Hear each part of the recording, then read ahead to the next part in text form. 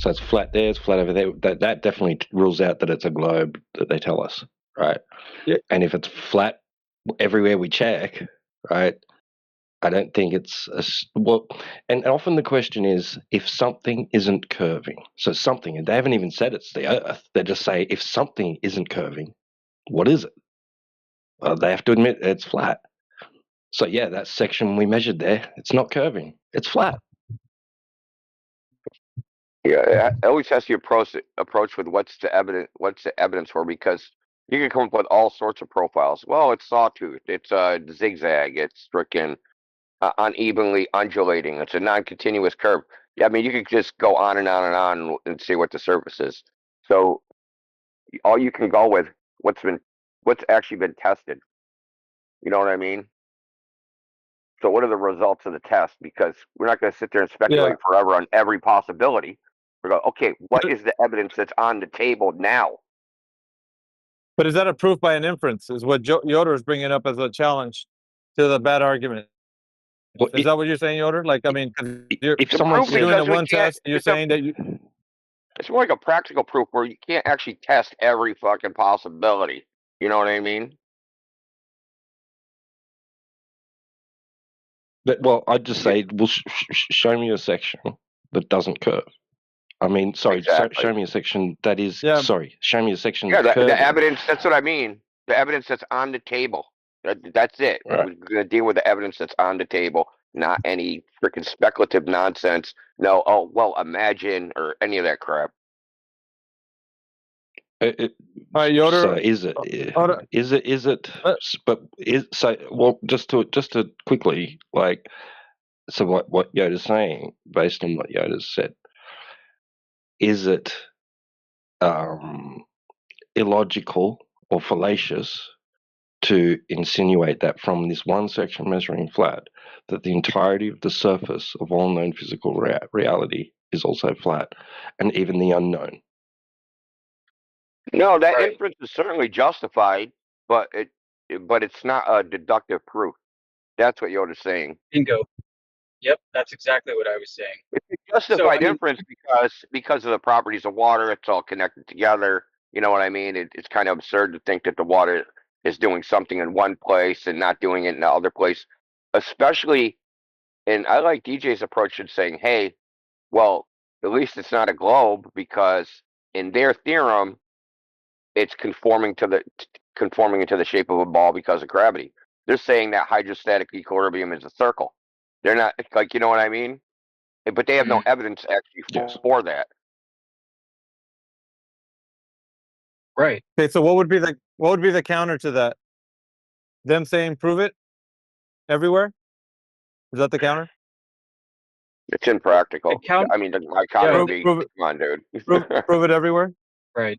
Right. I mean, you could point out to them show how me the money. That's what I'd say. I'd say, show me the money. I'll do it. Show me the money. No, what I'm doing is I'm showing it. Go ahead, Yoder. I was going to say, at some point there might be some geometric, if not statistical, but actual geometric necessities that creep in. You know, if you start measuring swaths of Earth that are disjointed, not connected to each other, then at some point there has to be that curvature that is made up for due to the lack of curvature in other places between those swaths. And you may not be able to measure those swaths, but you'd be able to conclude that the curvature is too great, would be too great if it actually existed, such that it would be obvious without having to do a direct measurement. And then you could make a very strong inference that the Earth is flat in between those swaths that you haven't measured. But that's the problem, though. That's not Yoder. That's not the issue. Is if the Earth is curving at the specific rate that it's supposed to, with the claimed globe radius, diameter, and circumference. It's not just a giant ball, or it could be bigger, but that it's a specific ball. Well, in the globe framework, it's not even a smooth ball, right? I mean, there could be hundreds of kilometers of a bowl-shaped area on the globe. Yeah, but you should get an overall average though of a curve when you measure 100 spots. Yeah, I know. Yeah, so I think it's fine. Is this inference is abused. Yeah, I don't know. I want to see if there's any more people that can chime in on it, because I think it's almost insinuating that you'd have to find out then, if we're not saying that it's not curving, that to what effect a curve would be noticed at, because we're not even taking the globe into consideration anymore. We're just blowing it up to be, well, it could be just a bigger curve. We're just not noticing it on the scale that we're at. That's what I'm hearing right now. I don't know, So are don't you make guys a hearing that? positive claim. Yeah, so that means that if it was a bigger curve, then wouldn't you be able to like say, well, since it's a bigger curve, it's not the globe that you think it is, like the way it's portrayed? I mean, potentially. So Potentially is suggestive, meaning they could be, right? That doesn't necessarily mean that it's conclusive that you've disproven the globe based on what you've no, done. but no. I mean, if they're going to make the positive claim that the globe could be bigger than what it is, and that it is bigger than what it's claimed to be, then the proof is on them. They have the burden of proof to demonstrate that that's the case, and not just merely infer it. Yeah, I agree with you, but we're challenging the narrative, which is not really their claim. It's the claim that the Earth is a certain size. Not them specifically, like them say, well, it could be a bigger ball, well, it could be whatever. I mean, that's fine, but that's imagination land. We're only sticking to the narrative. Does anybody here agree Right. with that? We're challenging the narrative and not what that individual is saying. Like, am I getting some wires getting crossed here or something? Well, the Globers don't even know what their own narrative should be. Like they don't understand that their Earth is a lumpy geoid with lumpy terrain that does have a claimed regions on it that are flat and bowl shaped. Oh, And it's okay. funny. So It's funny that yeah, go ahead. they haven't even thought to bring that to the table in all these years. I've been waiting for the first Glober to come in and say, yeah, well, Earth's actually based off of this geoid model. You have, the gravity vector is going to be, it's going to actually be diverging from space, or converging from in different ways.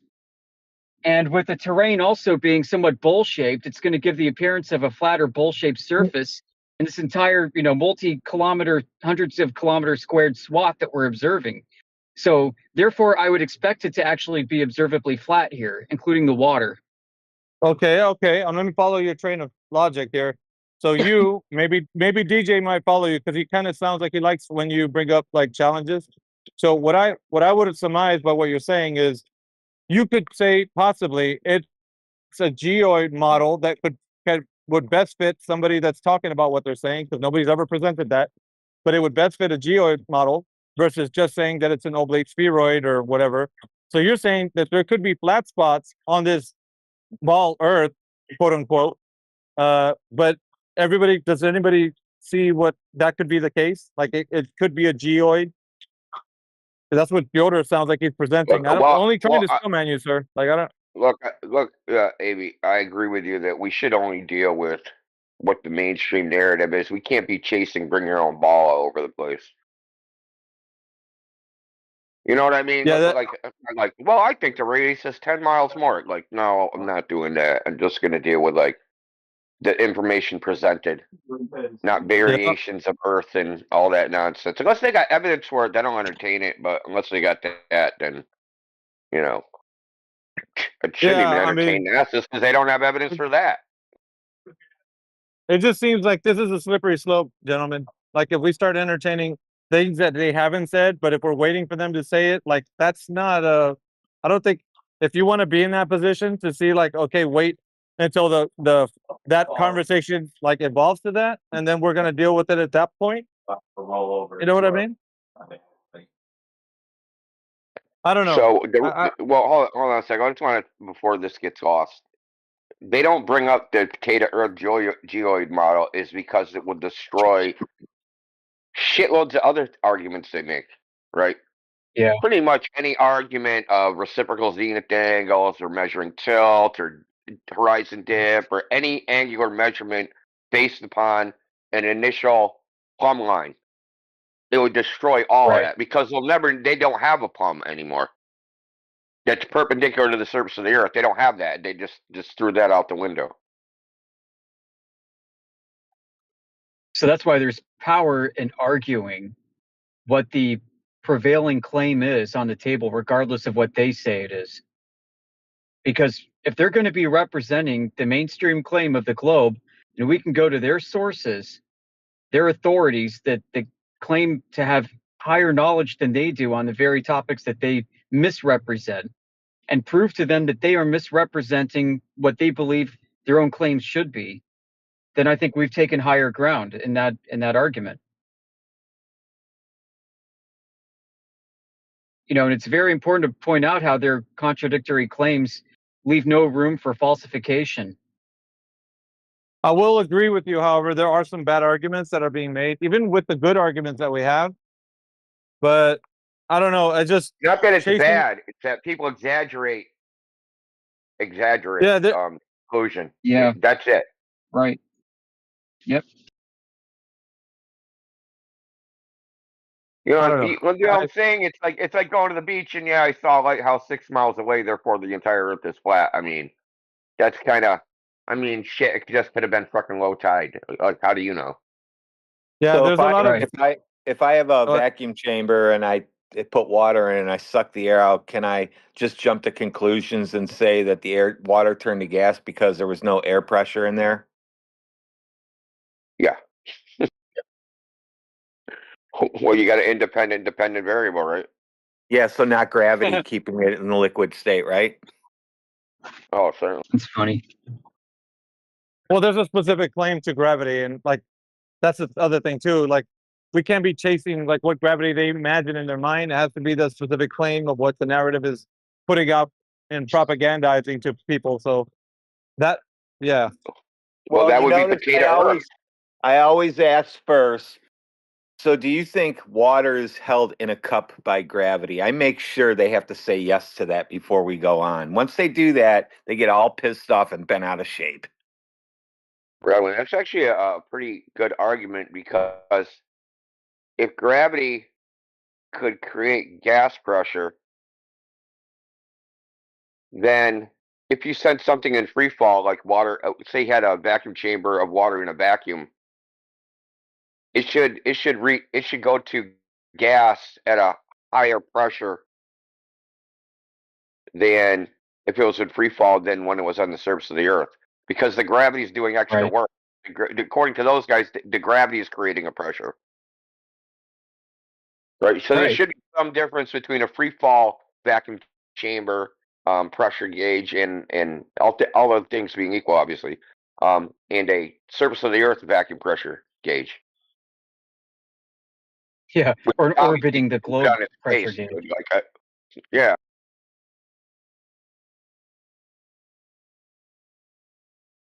Yeah, totally. I mean, it's really interesting when you start thinking about it, how their claim of gravity requires changing the trajectory of gas molecules in free expansion.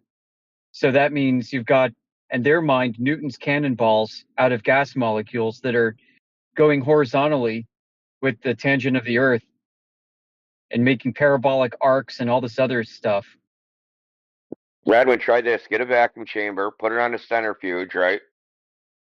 Put the water in and have it vaporize, and then spin it enough so that it turns back into water.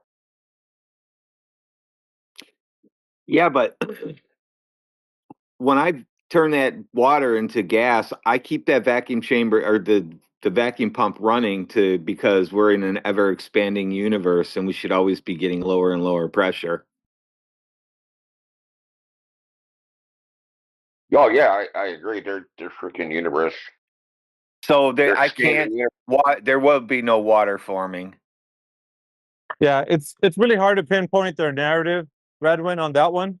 The expanding universe, because that claim actually evolves into expanding into itself, or whatever other cockamamie idea they come up with. So that one's ever changing. They're never really like solid on one specific. If you have an ever expanding vacuum, the pressure should be getting lower. It's like a balloon. If you just pulled on the balloon, everybody pulled a little piece of the balloon and made it bigger, it would be lower pressure inside. Yeah, the only way you could maintain the pressure is if you're creating matter that equals the expansion, which obviously would be crazy because the expansion would be because you're increasing the volume. So they'd be creating freaking more matter than existed already. Yeah, every second. But could you also say that for collapsing, like something collapsing? Expansion is one thing, but how about collapsing? The universe is collapsing. Because that's the other thing. They're saying it's redshift and blue shift, right? Like you see things moving towards and away.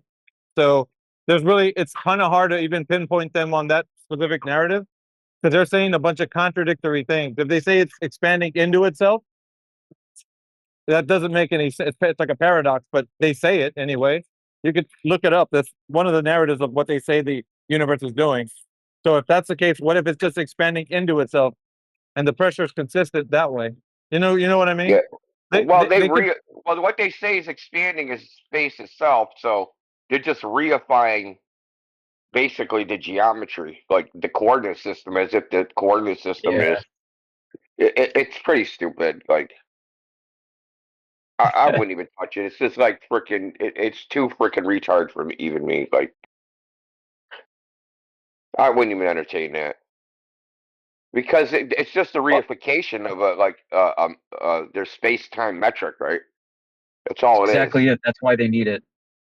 So, we hear all the time flat earthers saying, like, you have no proof of gravity, when that's probably not really a good way to put it. And it's probably not even good to say you have no proof of the cause of gravity. It probably should best be said as you can't even define gravity consistently. You can't even provide a consistent definition of gravity. Nobody can. Well, that's the first thing I say. Define gravity. Yeah. Yeah, I kind of do. I go, gravity. What's that? Like, you tell me what it is, because I play so we like can I agree. don't know what that is, dude. Like, you gotta tell. Yeah, define it so we can agree on it, and then we'll be set. We can talk about it. Yeah, I've no problem calling like dropping a rock on my foot something that we can call like gravitational acceleration. I've no problem stating that. I have no idea what the hell it is or what's going on though. I mean, it's just the way the universe works. Is like you got denser things going this way and less dense things going that way. Bada bing, bada boom. Same density things go horizontal. At different density things go vertical. But you can't do that around the ball because your radius changes every millimeter. That's right. You need a flat surface for all that stuff to work. Sorry, guys. Flat Earth gravity. Or they say, what's causing the sun to move? Flat Earth gravity. It's like, so I can come up with a space story too.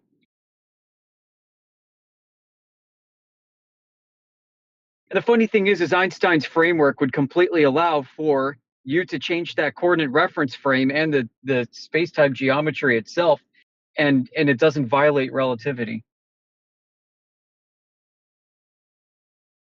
So yeah, I remember something pretty crazy. This is one of the very first things I thought about when I entered this topic.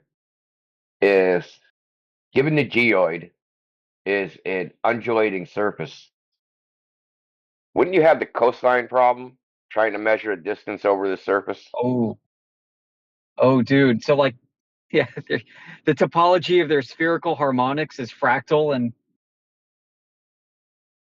Yeah, so like whatever the unit is, right, it's gonna change like what the sum is, right? So if you have these undulating plumb lines, right, and then you're getting the right, distances from the tilt of the angle, then that unit, whatever you use, is gonna change the final outcome, the sum of the sum of the parts, right? yeah, infinitely finite. Yeah, I mean, I actually, the surveyor Jesse Kozlowski, I brought this up to him like way back then, dude, and he was like, "What the fuck are you talking about?" I'm like, "You got an undulating surface, right? It's the same thing as the coastline problem. Like, say you just took a slice of the sphere, right, and then you tried to measure its perimeter, just the same way you'd measure the perimeter of an island. Yeah, like you have the same problem. Just using angles doesn't solve it, right? Right, That doesn't solve the problem." right, because it's not discrete that you're dealing with. That's right. I mean, this kind of I've goes tried to back to bring the this whole up to reason for the Culver's, but they integral. don't. Yeah, so this is like one of the things, like I said, like arguments I used to make, which I had to discard because they're unknown or they're too complex or they're too obscure. This is one of them. I just like the Berry Center. This one, there's a whole bunch of them. Like, you don't think surveyors can measure the surface of the Earth? Well, it's got the Yeah. coastline problem, and then they freaking. What about the edge? You know how they do it. Yeah. Yeah. To what degree of accuracy is satisfactory to you? Because you can infinitely zoom in on more curvature and more flex to be had.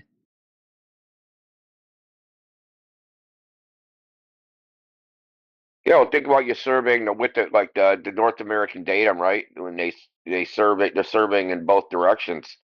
What is Hmm. the level of what are they using for units? Because an angle doesn't have like a unit like a freaking yardstick. I don't even know. Right. Like I don't know. I know they're inferring an angle. So it's like each part that they would measure between each tilted angle is getting its own 3959 radius. Yeah. It's Yeah. wicked And that's weird, not going to bro. hold It's like a true at all bunch of altitude. overlapping circles or something. Jeez. Well, it's too early for this shit, dude. I'm gonna break my brain before I even get up. I see what you're getting at here. I don't even think they were doing it that way though. But that's kind of what they would have to be doing. Well, you know, it's reciprocal zenith angle nonsense. So they're measuring this, that, and the other thing with reciprocal zenith angle. Like, dude, no, they're not. Only idiots are doing that. Right. I mean, simply they were doing. I mean, yeah, there are all kinds of problems with that. They got to establish their baseline first, so they drag a chain and they go measure the chain, get like the angular distance and size relationships, and then they take that and they basically template that across the entire world as they go surveying. There's got to be so much freaking error involved with this. I mean, I guess that's why they'd stay on like a mountain peak for a week doing survey after survey and measurement after measurement and calculating and erasing and calculating and erasing to come up with shit that works interoperably with the entire network that they survey. And then they destroy it by taking like 10 points and then chunking it around a globular ellipsoid. And then they go measure 10 more points and then chunk that around the same ellipsoid. Throwing out observations that don't work, keeping those that do, fudging numbers here and there to Yeah. get everything to work.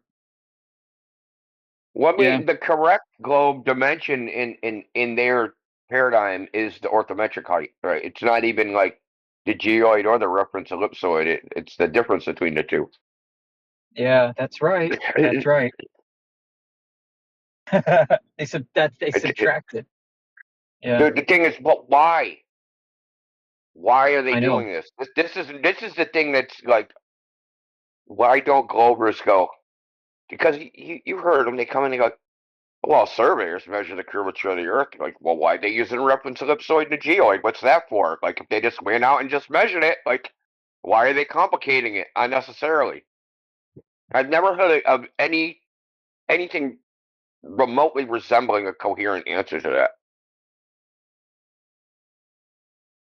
First of all, they don't know about it, and then second of all, the ones that do know about it don't like they. There's no reason to add it if you're simply measuring the curve of the Earth, by surveying. Why wouldn't you Right. just measure what it is? Why are you just adding these two abstractions to make a globe? Right, and they know enough about their own geometry. They know enough about geometry itself to know that what they are doing is they are mangling their actual observed measurements. They're mangling them to conform them to a model that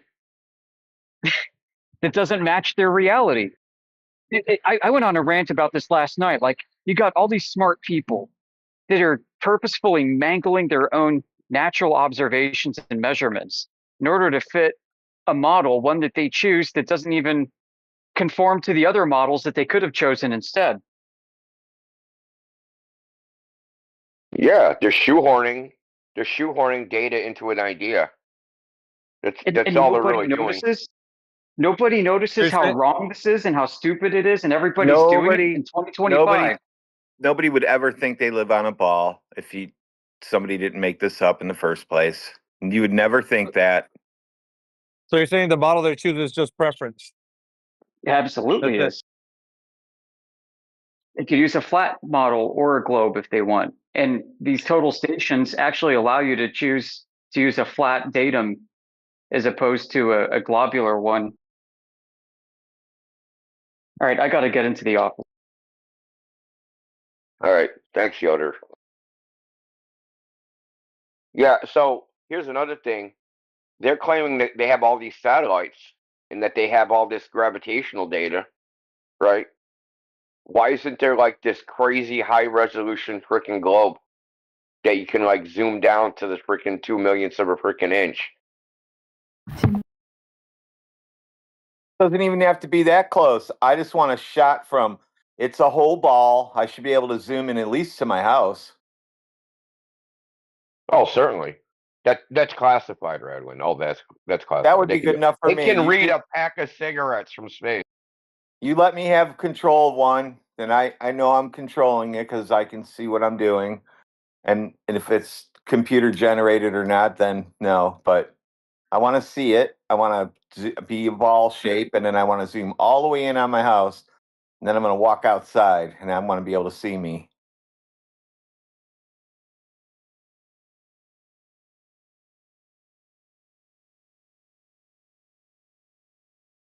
Any Globers got that I can do a link so I can go do that? Globers? Well, that's what I've been telling the Glovers, right? When they show the boom marble, I'm like, you're in there somewhere. You're one of those pixels.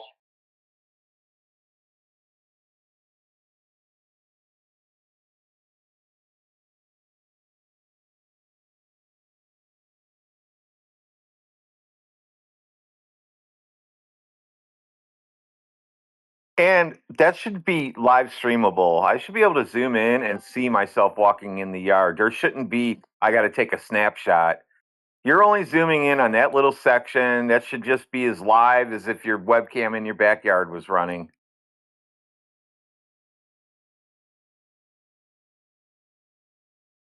Look, you can make a small fortune zooming in on people's houses from the moon. Be like a family heirloom. Oh, let's get grandma on the rocking chair zoomed in from the moon.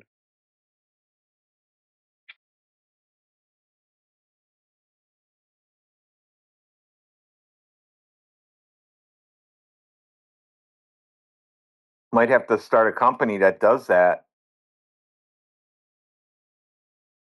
That's what I'm talking about. Just advertise it at Christmas. Instead of buying a star, we'll send you a picture from the moon of your house. Let's start it. We never actually had to produce anything because all these, space startup companies, they just take a lot of money and they're just vaporware.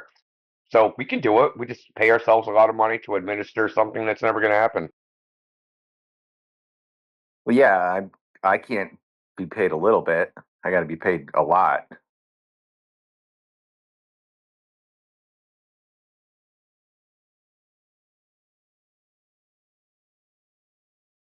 Bradwin, this is a no effort side hustle. All we have to do is make a really cool looking website and a bunch of 3D graphics and animations and say, when we eventually get to the moon, you're going to be able to zoom in on your house. Invest now in the technology to do it. We're going to build a 100-meter telescope on the moon.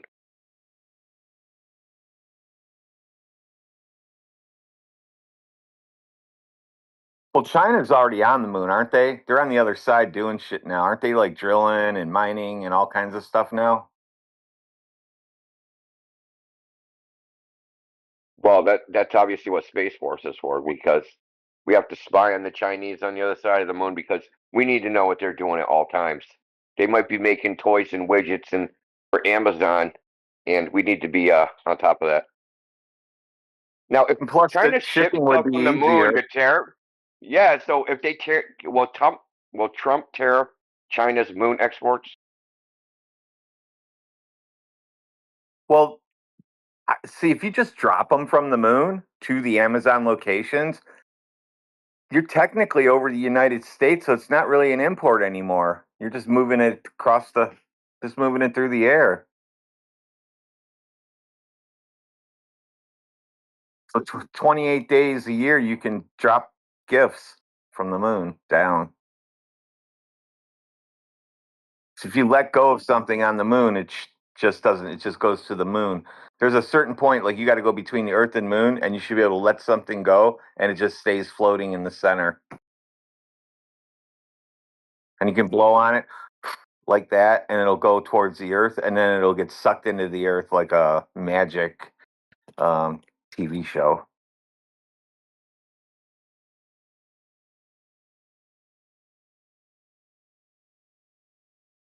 There was a bunch of Russian websites yesterday posting. So there was some, NASA was saying there's a near Earth asteroid that's the size of 7 times the size of a car, and it was going to come within 119,000 or 90,000 miles of Earth.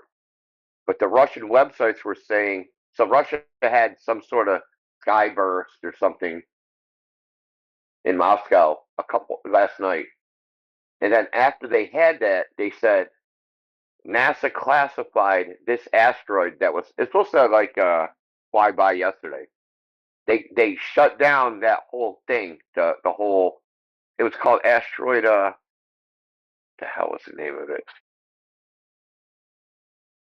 I don't know, GC4 or some stupid shit like that. But they shut down all the information. I'm just curious. They were characterizing as classified. That's what the Russians were saying. Which these Russian websites. Dude, I've been on a trip since you posted that Sabina Hassenfelder video. I downloaded that paper and a whole bunch of others that go along with it. This is crazy. Starlink, before Starlink.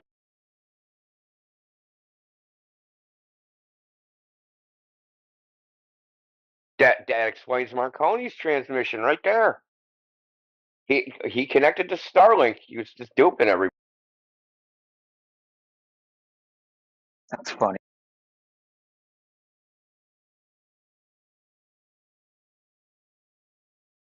So they describe these transients as flat reflective surfaces. You know, it kind of brings to mind maybe what stars are. I've always kind of wondered if they reflect sunlight. Wild speculation. I mean, the wildest one is the one I heard. They're pinholes in the firmament, and behind the firmament is the primordial light from Genesis. Yeah, that's like what the ancient Greeks wrote.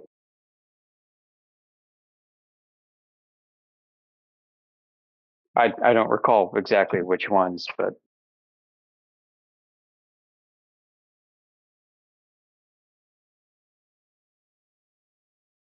the Greeks also imagined themselves as being demon possessed, like Socrates. Well,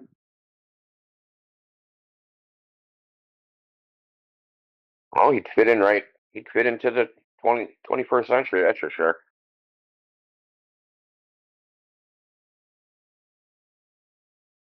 Well, you had light before the sun in Genesis, so. Yeah, that's right.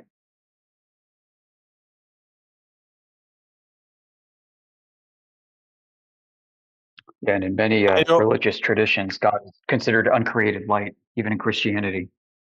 And you'll have light after the sun is gone, according to the same narrative.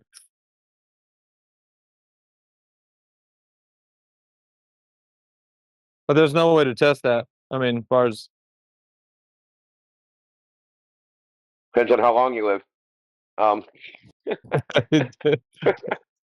that's the caveat, right? Yeah. Freaking make it a real long time, you might get to see that in person.